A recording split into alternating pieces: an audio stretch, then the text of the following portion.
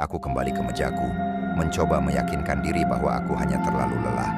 Pukul 2 pagi. Angin dingin tiba-tiba berhembus, membuat rambut di tengkukku berdiri. Jendela di kantor sudah tertutup rapat. Dari mana datangnya angin ini? Aku merasakan desiran aneh di balik punggungku, seperti ada yang mengawasi. Sesuatu menyentuh bahuku. Aku menoleh cepat, tapi tidak ada siapa-siapa. Dengan panik, aku kembali bekerja, berusaha mengabaikan semua tanda-tanda aneh ini. Namun, suara-suara mulai terdengar, langkah kaki di lantai atas, gemerisik kertas di meja yang sepi. Tidak mungkin ada orang di lantai atas, itu sudah dikosongkan selama berbulan-bulan. Aku mencoba meyakinkan diri bahwa semua ini hanyalah imajinasi yang dipicu kelelahan. Pukul 3 pagi, monitor komputerku tiba-tiba mati, dan lampu di ruangan berkedip-kedip.